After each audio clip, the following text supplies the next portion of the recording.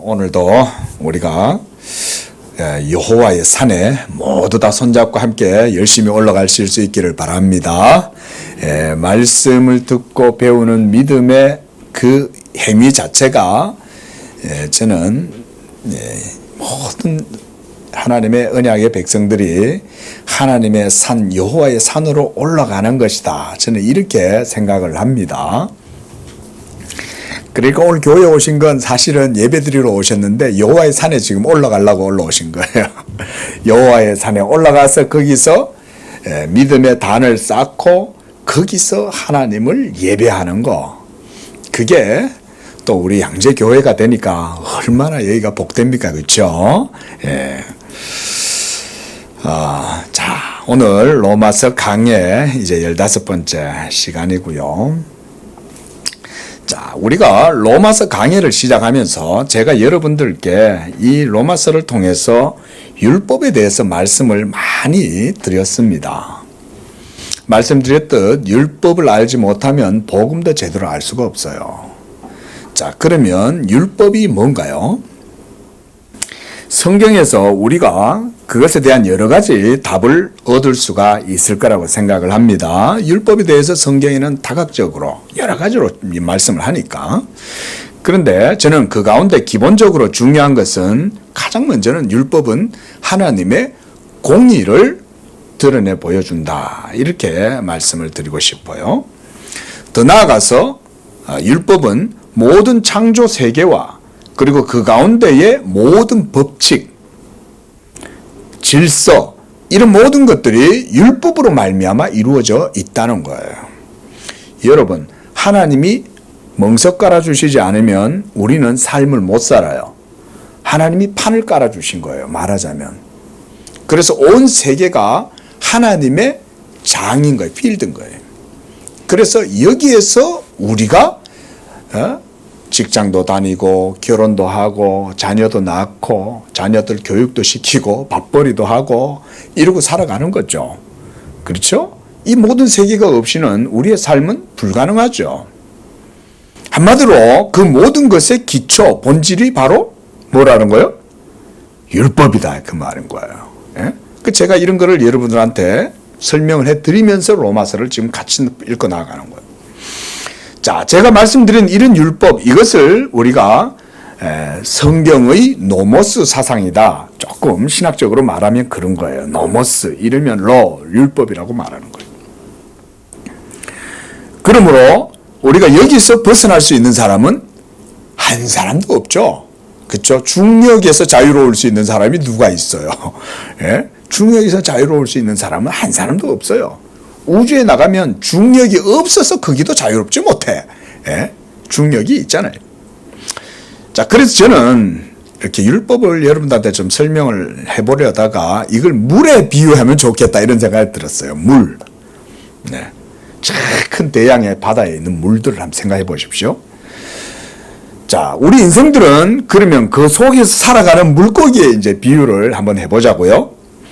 그러면 물고기가 물을 떠나서 살 수 있습니까? 물을 떠나서는 살 수가 없어요.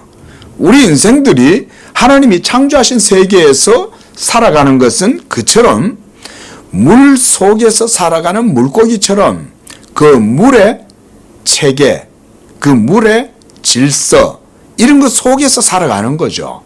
그리고 그 안에서 우리는 삶을 영위하는 겁니다. 그런데 문제는 바로 그런 물 속에서 살아가는 이 세상 속에, 우리의 세상 속에 뭐가 들어왔냐면 아담 한 사람으로 말미암아 죄가 들어오게 된 거예요. 문제는 그것 때문에 생겨나는 거예요. 자, 물 자체는 문제가 아니죠. 그 속에 죄가 들어와서 물을 다 틀어놓은 거예요. 그래서 오염이 된 거죠. 그리고 그 안에 살아가는 물고기들은 당연히 그 물을 먹고 살아가요. 여러분, 물은 아주 사실은 신비한 물체입니다. 신기한 물체입니다. 물이라는 것은. 물을 여러분은 우리가 뭐 늘 가까이 있으니까 별거 아닌 것처럼 생각되지만 사실은 물을 가만히 보면 물은 대단한 겁니다. 그리고 그 물 속에서 살아가는 물고기들이 정말 대단한 게 여기서 피를 한 방울을 물고기 생선 피가 하나 툭 떨어지잖아요. 그러면 저 1, 2km 밖에 있는 것들이 순간적으로 그 피 냄새를 맡는 거예요. 여러분 그거 어떻게 그게 가능해요? 우리는 피가 점점 흘러가야 거기에서 이제 피 냄새를 맡을 거라고 생각이 들지만 물 속에 있는 물고기들은 그 피 냄새를 저 멀리에서도 순식간에 맡아내는 거예요.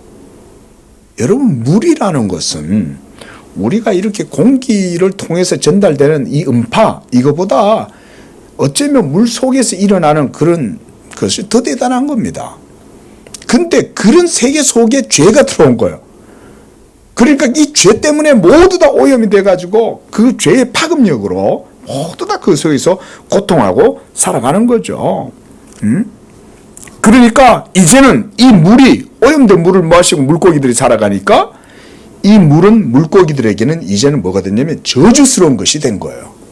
예전에는 이 물이 없으면 살 수 없는 거였는데 이제는 그 물 속에서 살아야 하니까 이 물이 이제는 저주스러운 것이 된 거예요.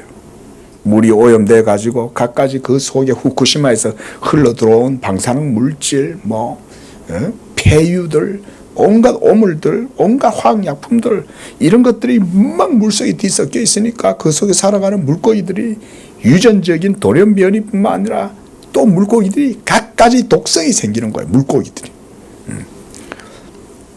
그래서 성경은 아담 한 사람으로 말미암아 죄가 세상에 들어왔다고 말씀을 합니다. 그리고 그의 범죄로 말미암아 땅이 저주를 받았다라고 말해요.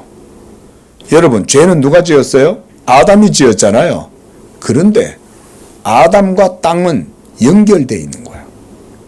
여러분 우리말로 신토불이라는 게 저는 어느 정도 성경적인 어떤 논리적 근거가 저는 있다고 봐요. 예? 우리의 몸에는 우리의 것이 좋은 것이요.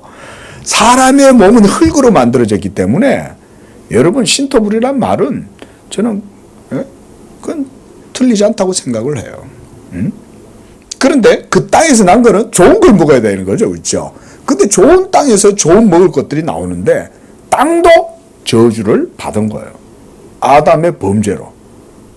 그래서 아담이 도덕적으로 죄를 범했는데 그의 비도덕적 행위로 인해서 땅이 저주를 받게 된 겁니다. 여러분 성경은 이렇게 설명하죠. 그래서 창세기 3장 17절이나 5장 29절 이런 데 보면 땅은 너로 말미암아 저주를 받아. 그래서 좋은 열매를 이제 맺지 못하고 가시와 은근키가 드러나오고 그리고 아무리 땅을 갈고 수고를 해도 그들의 행위에 수고한 만큼 수확을 얻지 못하게 되는 거예요. 100% 인풋을 하면 우리는 열매 맺기를 그래도 한 180%는 나와야 그 다음에 그쵸? 종자도 삶고 한겨울 동안 먹을 양식도 얻잖아요. 그런데 투입한 만큼 나오질 않는 거예요. 그러니까 그걸 먹고 살려니까 땅을 수고롭게 갈고 노동을 하고 이래도 노동한 만큼 못 얻으니까 다른 것에서 얻어야 되니까 서로 싸우고 찌르고 뽑고 땅 차지하려고 좋은 곳에 차지하려고 전쟁이 벌어지고 그러는 거예요. 인생들이. 또한 죄로 말미암아 부패한 본성으로 살아가는 우리 인생들은 하나님의 율법 공의를 따라서 의를 행하려고 하지만 도덕적 능력도 완전히 상실한 거예요. 그래서 하나님의 의의 기준에 도달할 수 없을 뿐만 아니라 도리어 그런 율법에 대한 열심, 수고, 노력 이런 것들이 선한 열매를 맺는 게 아니라 도리어 부정한 결과를 산출하게 된다는 거예요. 여러분 이걸 뭐라고 하냐면 이걸 저주라고 하는 거예요. 노력하고 수고했는데 그것이 그대로 안 돌아오는 거죠. 한마디로 계획대로 안 되는 거죠. 좋은 뜻을 품었지만 결과는 좋지 않은 거죠. 이런 게 저주인 거예요. 그리고 악순환의 반복, 모순이 계속해서 일어나고 그러면서 꼬이는 거죠. 한마디로 말해서 인생이 꼬이는 거예요. 그렇게. 무엇 때문에 그런 일이 일어나느냐? 그건 바로 우리 인생들 모두들 안에 있는 죄 때문에 그런 것입니다. 그래서 여러분, 이 교회에서 여러분들이 복음을 듣고 예수 믿음의 도를 배우면서 여러분, 그 모든 율법이 여러분들을 향하여 쏘는 것을 예수 그리스도를 믿음으로 말미암아 우리가 십자가로 그거를 이기는 거예요. 벗어내는 거예요. 그렇게 함으로써 죄의 문제를 해결하는 거예요. 그러면 우리는 하나님과 화목하게 되는 거예요. 하나님과 원수되었던 모든 것들이 깨어지면 그때부터는 하나님과 막혔던 담이 다 무너지고 이제는 하나님과 화목하게 되니까, 그러면 이제 저주가 우리의 삶 속에서 하나하나 이제 예수 믿음으로 말미암아 다 사라져 가는 거죠. 믿으시기 바랍니다. 그래서 우리가 예수 믿으세요 그러는 거예요. 예수 믿으세요. 자, 율법이란 원래 하나님의 창조의 본질이고 기원이 되고, 그래서 모든 세계가 하나님의 말씀으로 통치를 받고 있고, 세계가 그 말씀에 순종하면서 모든 질서가 순리대로 이루어가는 것이 사실은 이게 율법의 통치 아래에 있는 세계인 거예요. 그렇죠? 예? 여기는 다 동의할 거예요. 그러면 자, 질문하겠습니다. 여러분, 그 율법은 좋은 것입니까? 나쁜 것입니까? 당연히 좋은 거죠. 그렇죠? 율법 그 자체는 하나님의 말씀이므로 좋은 것이에요. 그리고 이 율법은 당연히 좋으니까 여러분들로 하여금 생명에 이르게 하는 거예요. 여러분, 지금 이런 것들이 뭐냐면 사도 바울의 사상입니다. 로마서 속에. 그래서 율법은 생명에 이르게 한다. 사도 바울이 이렇게 말하죠. 생명에 이르게 하는 그 계명이 도리어 나를 죽게 만들었다. 그러면 나를 죽게 만드는 그 율법이 선한 거예요? 나쁜 거예요? 선한데 그럼 왜 여러분들을 죽게 만드냐? 그거는 바로 우리가 율법 앞에서 죄인으로 드러나기 때문에 그런 거죠. 그래서 오늘 본문 말씀에도 사도 바울은 율법이 15절에 보세요. 율법이 없는 곳에는 범법도 없느니라 라고 말하죠. 율법의 기준이 세워지면 그때 비로소 우리의 죄가가 드러나는 거예요. 옛날에는 이 사거리에 신호등이 없었어요. 여기가 옛날에 말죽거리잖아요. 옛날에 말 타고 서울 한양도성 들어올 때는 이쪽으로 지나간다고요. 여러분, 우리 양재교회가 저는 처음엔 몰랐는데, 야, 이 나중에 알고 보니까 우리 양재교회가 이 대단한 곳에 자리를 잡은 거야. 하나님이, 이야, 어떻게 이런 곳에다가 우리 양재교회가 이게 서울의 관문이요. 말죽거리. 예? 옛날에는 여기 지나가잖아요. 신장로 이러면. 예? 이 사거리가 있어도 여기에 뭐 횡단보도가 있습니까? 신호등이 있습니까? 그리고 뭐 도로가 뭐 4차선 구별이 있어요? 없잖아요. 예? 그런데 바로 여기에 이제 어느 날 다 이렇게 이제 신호등이 선 거예요. 그 다음에 횡단보도가 된 거야. 그 다음에 중앙차로가 차선이 딱 생긴 거야. 한마디로 뭐가 생겼어요? 교통법이 생긴 거죠. 교통법규가 생기니까 그때부터 사람들이 무단횡단하면 돼요, 안 돼요? 무단횡단하면 그건 뭐가 돼요? 범법이 되죠. 그렇죠? 신호를 어기면 범법이 되죠. 율법이 그와 같은 역할을 하는 거예요. 예? 율법이 없을 때는 사람들이 그 죄인 줄로 모르는 거예요. 서로 미워해도 저는 내 꼬라지도 보기 싫고 하는 짓이 얄미워. 그러니까 미워. 예? 근데 그 미워해도 당연한 거지. 아니, 나한테 잘 못하니까. 얄미운 짓하고, 그러니까 저기 미워 죽겠어. 그러니까 미워하는 게 죄예요? 죄가 아니에요. 그때는 그게 죄인 줄 몰랐어. 근데 율법의 계명이 딱 주어진 거예요. 그래서 우리가 율법의 계명 가운데 두 번째 돌판, 이웃 사랑의 계명. 따라합니다. 이웃 사랑의 계명. 5계명부터 10계명까지는 우리가 이웃 사랑의 계명, 두 번째 돌판을 그렇게 말해요. 그러니까 하나님이 사랑하라는 얘기예요? 어떻게 하라는 얘기예요? 사랑하라는 얘기죠. 근데 미워. 예전에는 미워도 이게 죄인 줄 몰랐어. 근데 이제는 하나님이 사랑하라고 얘기하시잖아요. 네 이웃을, 네 형제를 살인하지 마라. 이미 마음에 미워하는 자는 형제를 살인하는 것과 같다. 예수님이 이렇게 말씀하셨죠. 예수님이 율법을 해석해 주시는 거예요. 율법의 기준은 외형적으로 드러나는 행위만 판단하는 게 아니라 마음 속에 있는 그 생각의 동기까지도 율법은 판단합니다. 그래서 하나님의 말씀은 운동력이 있을 뿐만 아니라 사람의 마음의 생각과 뜻을 드러내는 게 하나님의 말씀의 그 역동적인 힘이라고 그랬잖아요. 마지막 날 하나님이 온 세상을 심판하실 때 여러분 모든 감추인 것들을 하나님 앞에서 다 드러냅니다. 믿으시기 바랍니다. 예? 이런 거를 우리 성도님들이 예의 아주 깊이 있게 이해를 해야 돼요. 그리고 성경은 그게 바로 그 하나님의 모든 걸 드러내시는 말씀이 뭐라고 하냐면 우리가 신학적으로 예수 그리스도의 복음이다 라고 말합니다. 놀랍죠? 목사님 복음을 조금 독특하게 설명하시네요? 아니에요. 원래 이게 성경적인 설명이에요. 그래서 복음은 사람의 마음 속에 숨겨져 있는 은밀한 것들까지 드러내는 게 복음이에요. 잘 기억하세요. 복음의 말씀은 그런 겁니다, 여러분. 그저 하나님 사랑의 감미로운 은혜. 그래가지고 그저 내가 뭐 착한 일 못해도 하나님이 나를 사랑하셔가지고 내가 죄를 지도 용서해주고, 여러분 이 정도의 의미가 아니에요. 복음은요, 그 자체가 하나님의 말씀이기 때문에 여러분 사람 속에 감춰져 있는 은밀한 것들까지도 드러낼 정도로 이 복음은 아주 역동적인 생명력을 가진 하나님의 말씀이에요. 우리가 참고적으로 로마서 2장 가보십시오.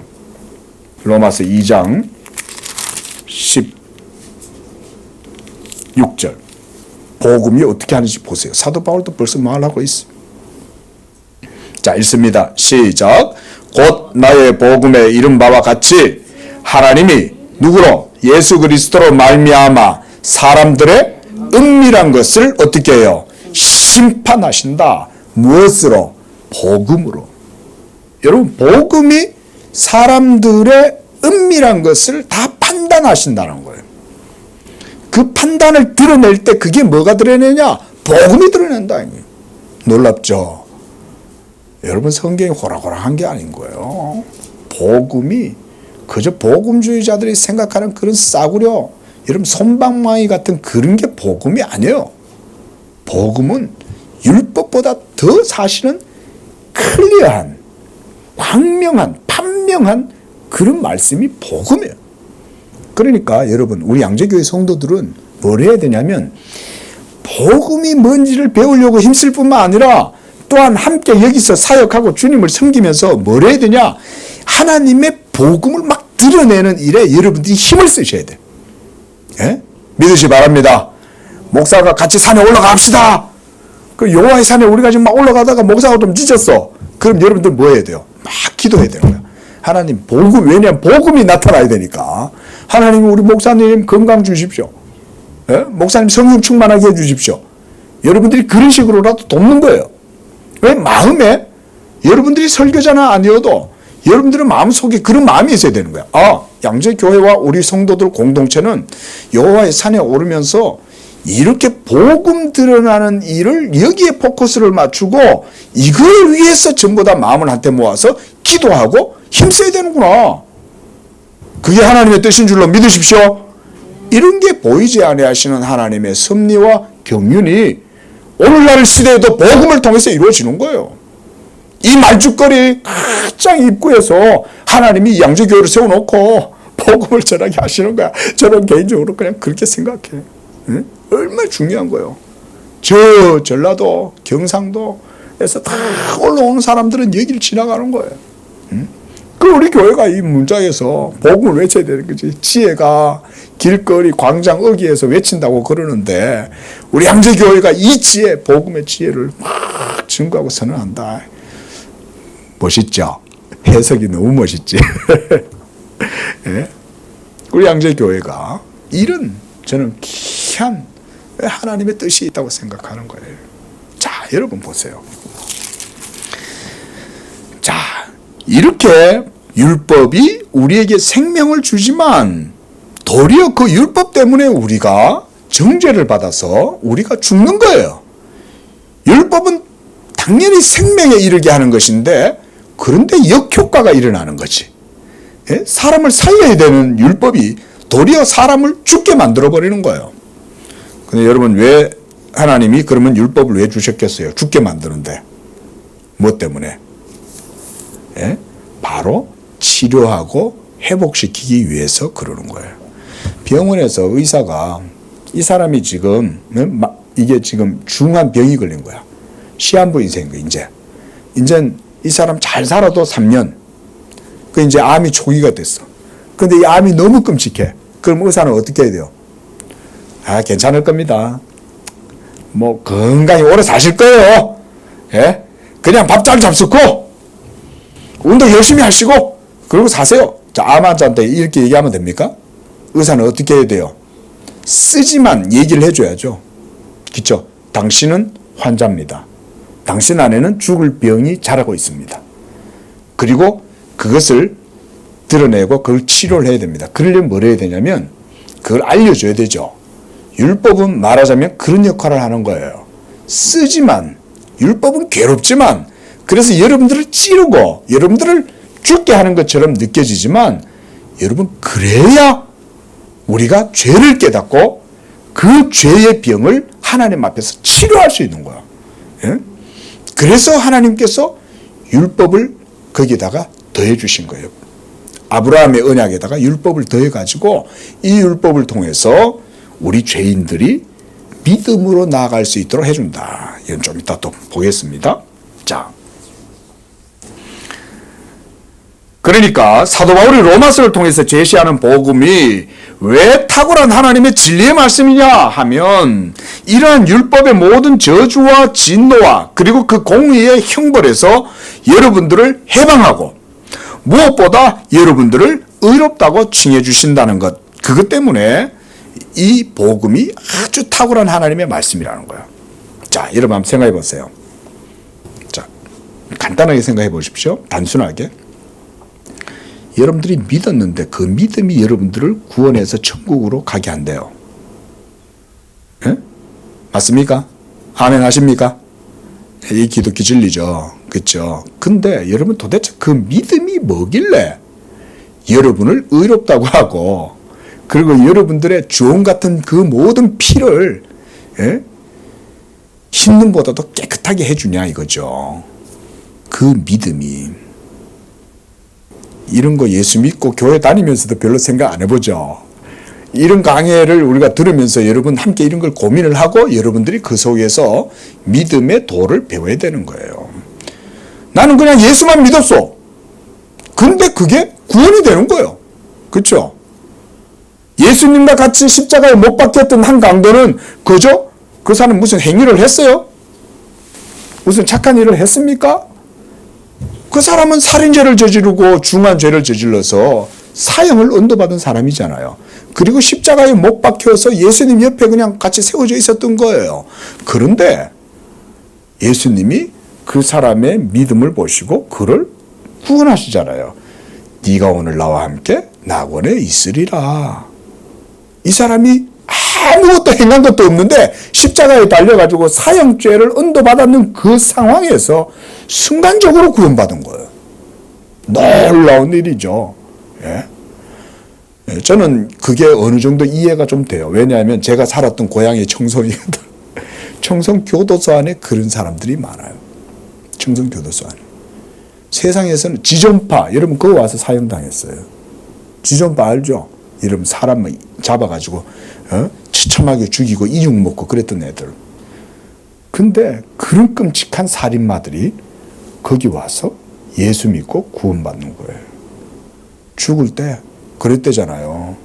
그 박효진 장로님이 그 얘기 하시더라고요. 죽을 때 찬송 부르면서 얼굴이 환해갖고, 물론 그 살인자한테 당했던 사람들이 이 말을 들으면 기분 나쁘겠지.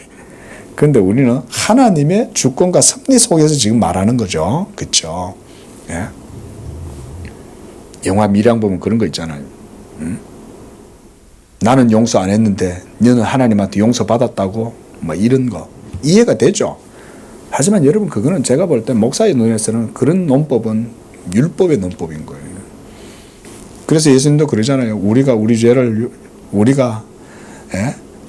다른 사람의 죄를 용서해 준 것처럼 우리의 죄를 용서해 달라. 그거는 은혜의 논법인 거예요. 어쨌든 그렇게 해서 거기서 구원받잖아요. 그 속에 들어가서. 청송교도소가 제가 예전에 청년 시절에요. 이제 군대 제대하고 이럴 때 그때쯤이요. 청송교도소 안에 붕이 일어났습니다. 여러분 모르시죠? 청송교도소 안에 붕이 일어나가지고 곳곳마다 간수들이 성경을 들고 다니고 곳곳마다 저녁 때 잘 시간 되면 전부 다 이렇게 문을 딱 열고 문 밑에 철문 있잖아요. 그거 딱 열고 성경 펴놓고 예배 드리는 거예요. 청송교도소가 그런 일이 일어났었어요. 그때 당시에. 요즘은 어떤지 모르겠어. 그런데 어쨌든 간에 뭐 그 속에서도 하나님의 택한 백성은 구원받았겠죠. 예. 자, 어쨌든 여러분 보십시오. 이렇게 하나님의 형벌, 거기에서 하나님께서 율법으로 복음으로 우리를 해방시켜 주신다. 자, 여기서 바로 우리가 주목해야 될 주제가 뭐냐? 바로 믿음이라는 것입니다. 믿음. 그래서 세상을 공의의 법칙이 지배하고 다스리고 있는 이 세계에서 죄인된 우리들이 하나님의 율법의 공의에 사로잡히지 않고, 그리고 하나님의 진노와 저주를 당하지도 않고, 도리어 하나님께 의롭다함을 얻게 되고, 그래서 하나님이 기뻐하시는 자녀가 되고, 이 모든 것들은 다 율법의 행위로 된다? 율법의 행위로 된다? 그게 아니죠. 무엇으로 돼요? 믿음으로 되는 거예요. 사도 바울이 지금 로마서에서 던지는 아주 깊은 주제가 이건 거예요. 믿음이 무엇이냐? 여러분, 이 놀랍게도 사도 바울의 논법은 그 믿음을 부각시키고 보여주기 위해서 뭘 강조하냐면 율법을 강조하는 거예요. 율법을 강조해서 그 율법을 따듬고 그 개념을 정확하게 아주 은밀하게 가공하면 가공할수록 그 율법을 통해서 하나님의 택하신 백성들에게는 믿음의 개념이 자꾸 거기서 생겨나는 거예요. 놀라운 방법이죠. 여러분, 이걸 사도 바울의 머리에서 이걸 짜냈다고 말할 수 있겠습니까?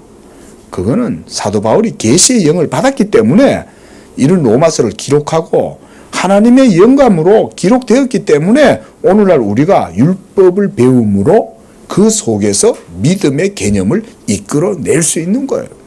놀라운 방법이죠. 어떻게 율법에서 믿음의 개념을 꺼내요? 여러분, 이 개념, 제가 방금 말씀드린 이 개념이 사실은 유대인들이 말하는 지혜라는 겁니다. 여러분, 유대의 묵시문학뿐만 아니라 유대의 그 문학, 시가서 이런 것들 속에 있는 깊은 신학이 뭐냐면 지혜의 신학이거든요. 유대인들이 말하는 지혜란 율법 안에서 드러나는 겁니다. 여기 제 말이 아니에요. 유대인들이 율법 토라를 설명하는 말이에요, 이게. 예? 근데 그 지혜는 하나님의 율법 속에서 드러나지만 율법 그 자체로만 갖고는 지혜라고 하지 않고 율법에서 나타나는 게 지혜라고 그러는 거예요. 아까 제가 질문 드렸죠. 여러분, 어떻게 믿음이 여러분을 구원해요? 그게 뭐 때문에 믿음이 여러분들을 구원시키냐고요. 그게 바로 하나님의 지혜로운 방법인 거죠. 그렇죠? 그러니까 율법 안에서 하나님의 지혜가 드러나게 하시는 거예요. 이런 게 하나님의 방법이에요. 그래서 우리가 로마서를 통해서 사도가 왜 그토록 믿음을 강조하는지 깊이 있게 인식해야 하고 배워야 합니다. 믿음은 그 자체로 하나님의 의를 드러내 보여주기에 가장 합당한 방식이기도 해요. 여러분들이 만약 행위로 하나님 앞에 의롭다함을 조금이라도 얻는다면 하나님의 영광에 오점이 생기는 거예요. 이해되시죠? 그렇죠? 한마디로 말하면 우리말로 하면 이런 거야. 하나님이 행하시는 그 상위에, 게임판 위에 여러분들이 숟가락을 얹는 거야. 그러면 어떻게 돼? 나도 숟가락 하나 얹으면 하나님의 영광이 오점이 생기죠. 여러분, 하나님은 자기의 것을 찾으시는 분이에요. 하나님은 하나님의 영광을 찾아요. 그 영광을 찾기 위해서 하나님이 특별히 여러분들을 택하시는 거예요. 그리고 여러분들을 택하신 다음에 여러분들에게 이 믿음의 비밀을 여러분들에게 주시는 거예요. 그래서 예수 믿음으로만 여러분들이 하나님을 알고 섬기게 할 때 거기에서 하나님이 자기의 영광을, 의로우심을 드러내는 것. 이게 하나님의 복음의 방식인 거예요. 또한 믿음은 여러분들이 율법의 연약함을 극복하게 해줘요. 율법의 행위를 하려고 하면 할수록 어떻게 돼요? 예를 들어서 유명한 종교개혁가 마틴 루터. 마틴 루터는 성직자가 되어가지고 사제가 되어가지고 하나님의 율법을 철저히 지키려고 노력을 했던 거예요. 아마 역사상 루터만큼 노력한 사람이 별로 없을 거야. 근데 어때요? 노력을 하면 할수록 그는 더 중한 죄짐에 찌눌리는 거예요. 하면 할수록 괴로운 거예요. 율법을 지키려고 노력하면 노력할수록 그 노력은 너무나 가상하지만 결과는 도리어 역으로 계속해서 그가 죄짐에 눌릴 뿐인 거예요. 율법을 지키려고 애를 쓰면 쓸수록 더 율법의 은밀함만 드러나게 되고 그 율법의 은밀함은 곧 죄인에게는 뭘로 다가오겠어요? 하나님의 진노와 저주로 다가오는 거예요. 율법이. 그러니까 죽겠다 이러고는 거기서 막 몸서리를 치는 거예요. 루터가. 심지어 계단도 그냥 안 걸어 올라가. 계단도 무릎으로 걸어 올라가는 거야. 예? 은근은근 기어서 가는 거예요. 걷는 것조차도 하나님 앞에서는 양심상 사치가 되는 거지. 예. 그랬던 루터가 로마서 1장 17절을 읽고 그 말씀이 꽉 그 영혼에 번개와 우레와 같이 꽉 울린 거예요. 믿음으로 오직 의인은 믿음으로 말미암아 살리라. 믿음에서 믿음에 이르게 한다. 복음에는 하나님의 의가 나타난다. 이러면서 그가 믿음이 중요하구나. 이걸 거기서 깨달은 거예요. 여러분, 그런 고진감래 속에 하나님이 루터에게 믿음의 가치를 깨닫게 한 건 그 과정 속에 뭐가 있었던 거예요? 뭐가 개입했어요? 율법이 개입했죠. 그래서 루터의 신학에서는요, 이 율법을 통해서 죄를 깨닫는 거, 이거 굉장히 많이 강조를 해요. 이게 좀 칼빈 신학하고는 좀 다른 차원이긴 한데, 그래서 루터는 율법에 대한 그런 교훈, 율법이 우리를 죽이는 거다, 이런 것에 대한 강조가 많아요. 예? 그래서 루터는 야고보서를 신학적인 균형이 없어가지고 야고보서를 지푸라기 복음서다, 이렇게도 얘기를 한 거예요. 왜냐하면 야고보서의 교훈이 뭐예요? 사람이 믿음으로만 아니라 행위로도 의롭다함을 얻는다는 말이잖아요. 이게 루터한테는 거슬리는 거야. 이게 왜냐하면 자기는 일평생 하나님 앞에 의롭다함을 얻으려고 철저히 율법을 지키려고 계율을 순종하고 복종하고 그랬는데 결코 자기가 의롭다함을 못 얻었거든. 그런데 오늘날 하나님의 말씀이 자기 영혼에 비치니까 사람이 의롭다함을 얻는 게 믿음으로 의롭다함을 얻는 거구나, 이 진리를 깨달았으니까 야고보서에서 믿음이 있는 너는 행위를 보여라. 응? 사람이 믿음으로만 하나님 앞에 의롭다함을 얻는 게 아니라 그 행위도 하나님께 의롭다함을 여겨주신다. 예?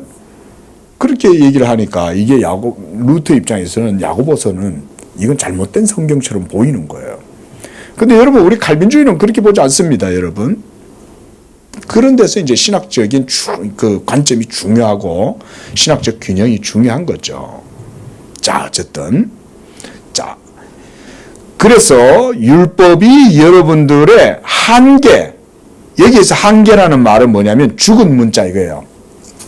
여러분, 우리가 아침에도 잠깐 봤지만 여러분, 이 속에 기록되어져 있는 이 문자는 문자 그 자체로는 여러분 속에서 역사하지 않으면 문자 그 자체는 여러분에게 생명력을 발휘하지 못하죠.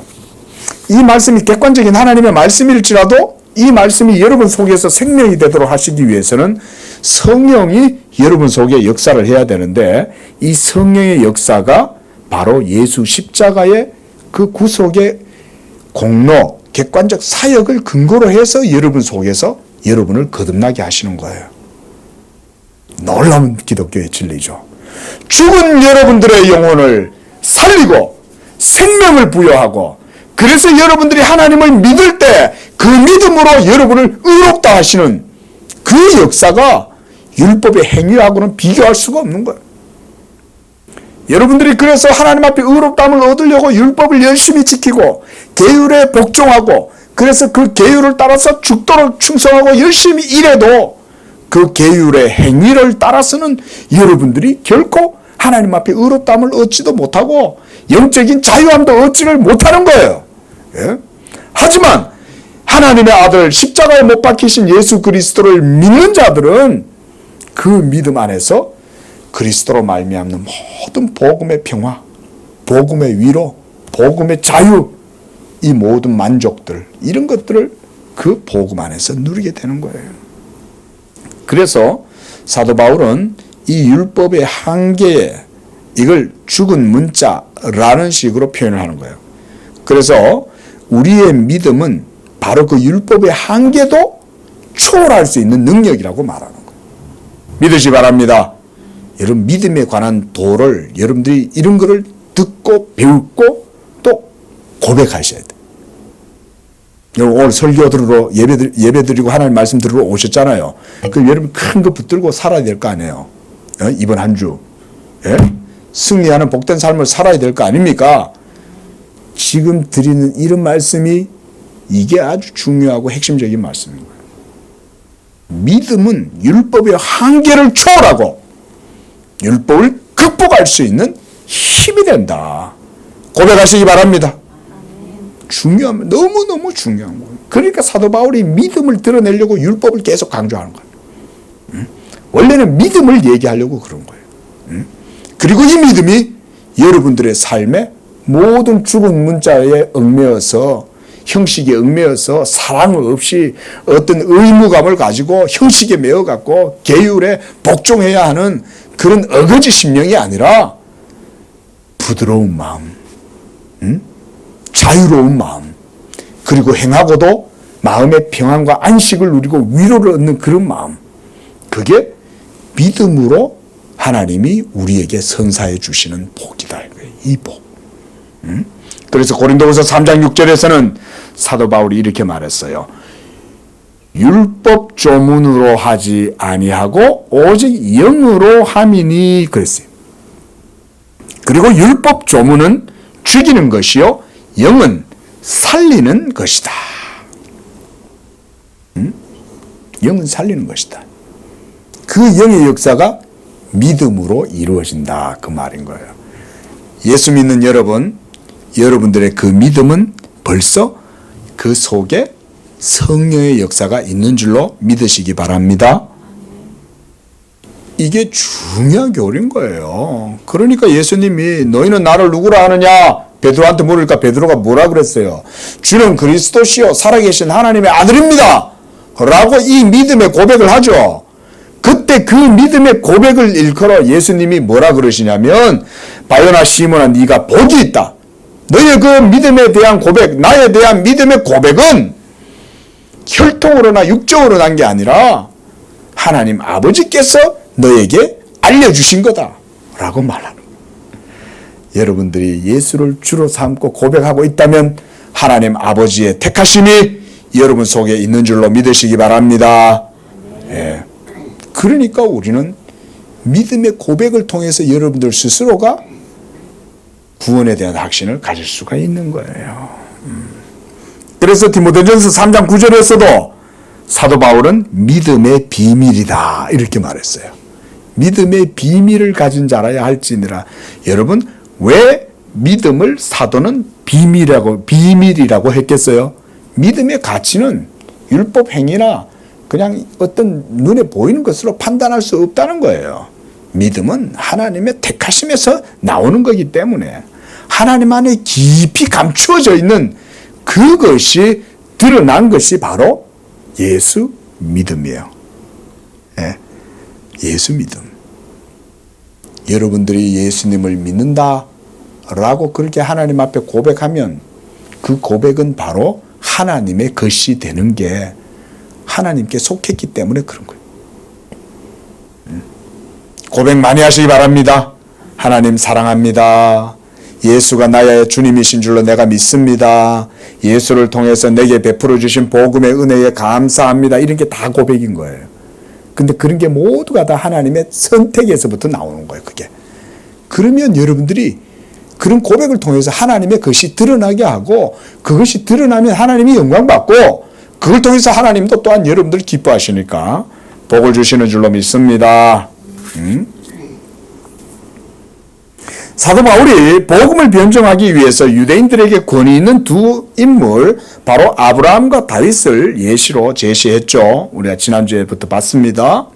그래서 사도 바울은 사람이 의롭게 되는 것은 율법 행위가 아니라 믿음으로 의롭게 되는 것이 참된 복음이라고 설명했던 거예요.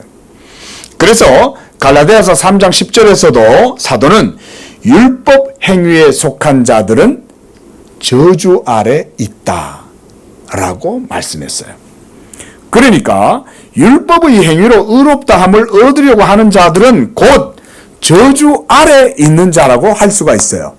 여러분, 율법의 행위를 따라서 열심히 살려고 하는 게 우리가 옆에서 보면 그게 기특하죠. 그렇죠?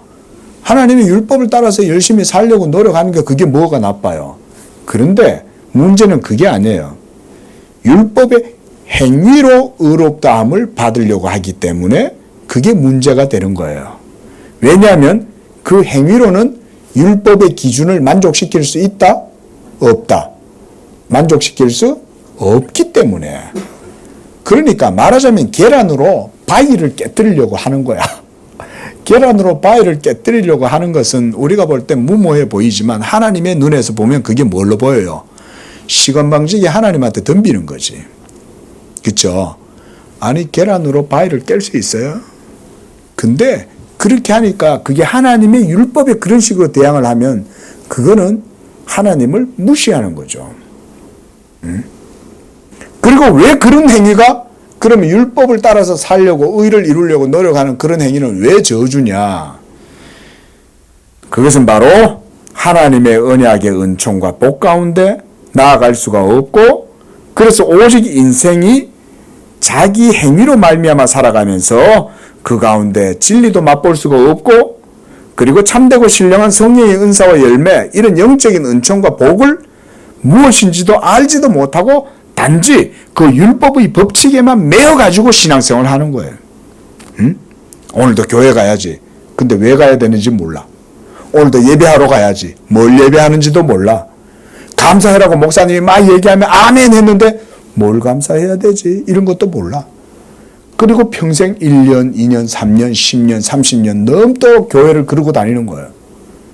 그러면서 복음을 모르는 거예요. 이게 복음을 평생 복음을 들어도 복음이 뭔지를 모르는 거예요. 복음을 모르니까 무엇으로 하나님 앞에 의롭다함을 얻으려고 하겠어요? 그 사람은 행위로 의롭다함을 얻으려고 하는 거지. 복음을 모르면 여러분 복음을 모르면 둘 중에 하나인 거예요. 세상의 종교는 행위의 종교냐 믿음의 종교냐 이 세상에는 두 가지밖에 없어요. 모든 사이비 이단들도 결국은 다 행위로 가요. 사이비 이단들도 로마 교회도 마찬가지고 이단들도 이단 사이비도 다 마찬가지입니다. 그리고 다른 종교들도 다 마찬가지예요. 행위 없는 종교가 어디 있어요? 모든 종교는 다 행위로 나아갑니다. 하지만 오직 기독교만 행위에 대해서 말하지 않아요. 구원은 오직 믿음으로만 된다고 말해요. 이거 완전히 틀려요, 여러분.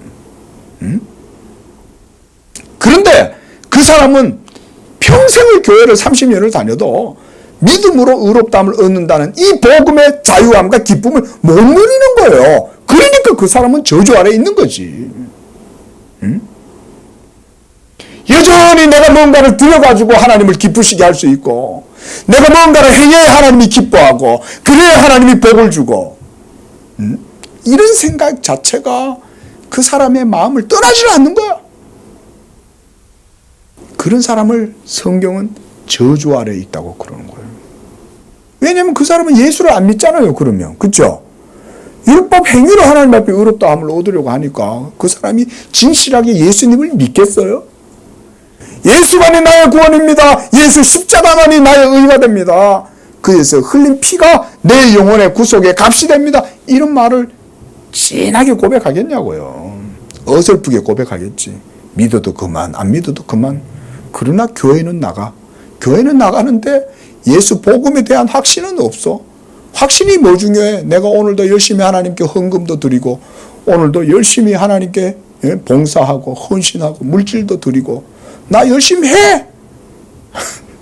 그런 게 모두가 다 율법 행위에 속한 자들인 거예요. 그게 여러분, 유대인들, 바리새인들, 그런 사람들만 해당되는 게 아니에요. 오늘날도 복음을 듣고도 들을 줄 모르고 이 복음이 안 들리니까, 그러니까 율법 행위를 따라서 하나님을 섬기려고 하는 거죠. 예? 여러분, 그래서 우리가 복음을, 아까 우리가 그랬잖아요. 그렇죠? 우리 성도들이 복음 듣고 배우는 일이 힘써야 되고, 우리 교회는 그런 복음의 신앙 세우는 일을 힘쓰는 게 신앙생활이라 그랬잖아요. 그걸 세우기 시작하면 뭐가 보이냐? 그런 성도가 보이기 시작해.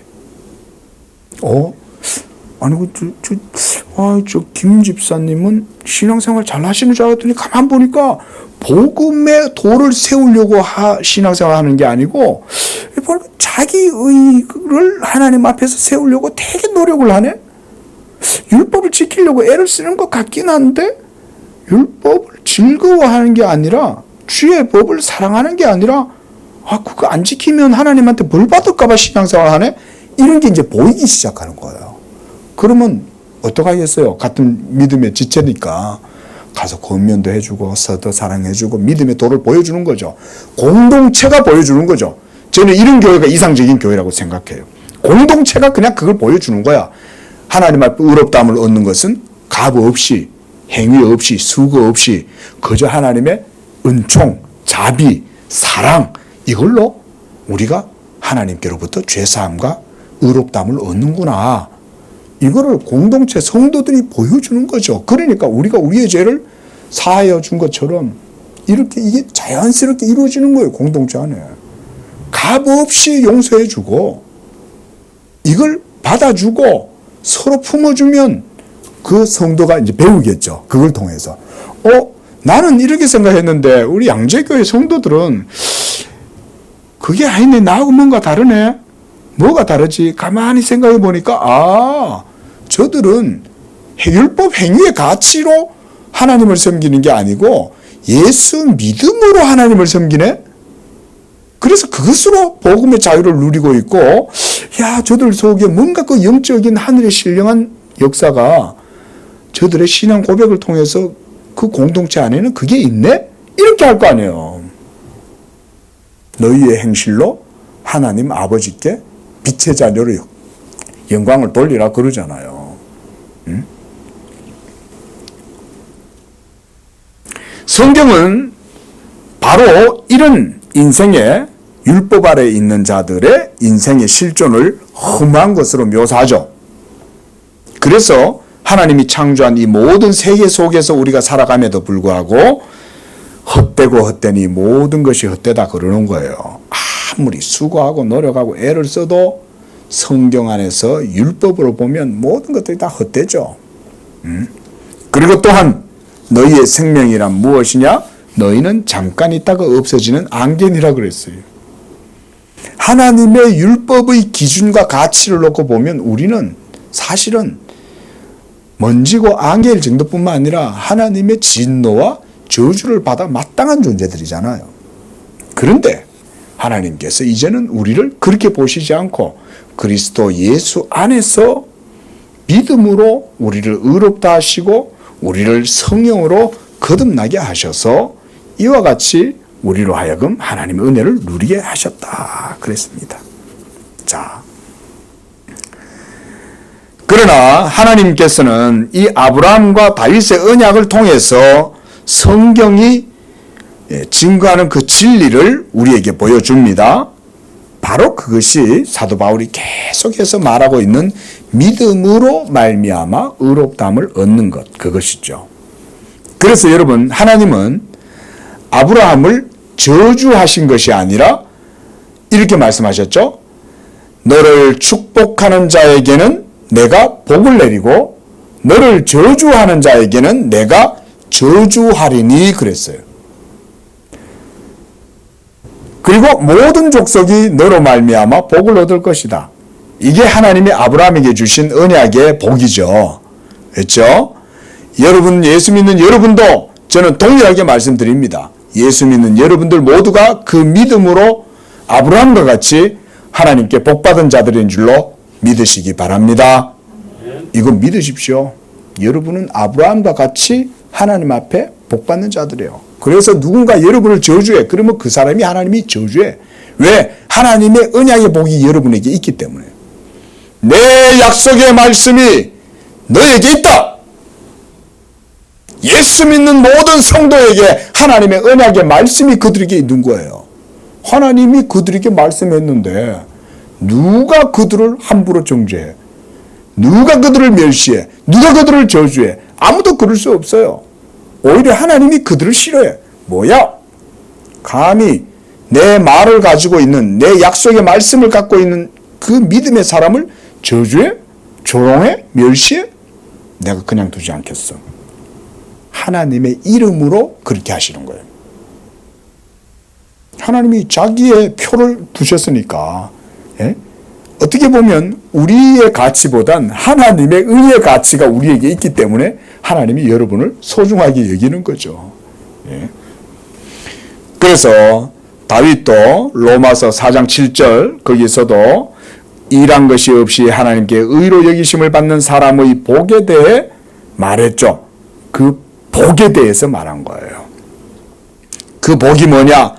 불법이 사함을 받고 죄가 가려짐을 받는 사람들은 복이 있고 주께서 그 죄를 인정하지 아니하실 사람은 복이 있다. 할렐루야. 자, 우리 한번 옆에 우리 한번 좀 잠도 깨우고 한번 격려 한번 하십시오.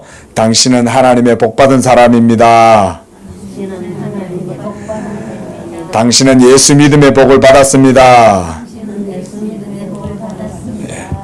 예수 믿음의 복이 아브라함의 복이요.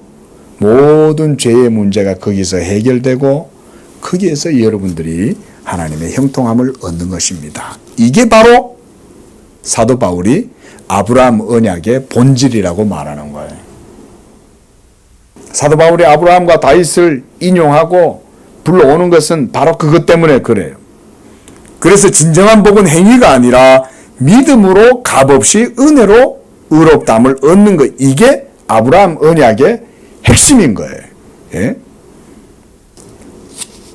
한 번 더 따라합시다. 행위로서가 아니라 믿음으로 하나님의 은혜로 값없이 이게 다 여러분 복음의 복인 거예요. 그래서 13절에서는 세상의 상속자가 되리라고 하신 그 언약이다 그랬죠. 여러분 여기서 말씀하는 이 언약의 상속자, 이게 바로 뭐냐? 그들은 예수 믿는 여러분들이 바로 그 언약의 상속자라고 얘기하는 거예요. 여러분 그러면 그들에게 하나님이 뭔가를 상속해 주신다는 거죠. 예수 믿는 여러분들에게 하나님이 뭔가 후사가 되고 상속자가 되게 해주셨다는 거잖아요. 그게 뭘까요?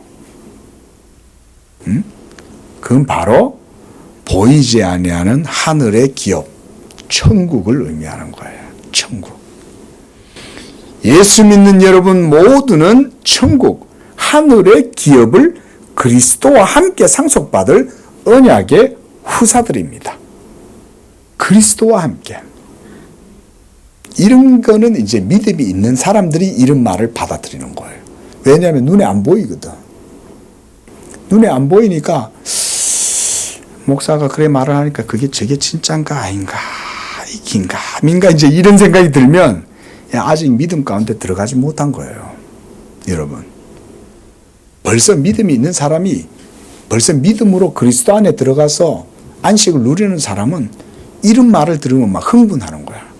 이게 막 흥분하는 거야. 맞아. 저 하늘에 영원한 하늘 아버지의 기업을 아들된 자녀된 우리에게 그리스도와 함께 우리에게 영원한 하늘 천국을 상속해 주셨어. 그게 하늘의 유업이야. 맞아. 내가 비록 이 땅에서 살지만 보이지 않지만 저 영원한 하나님의 나라가 지금 내 가운데 나에게 유업으로 주어져 있어. 응?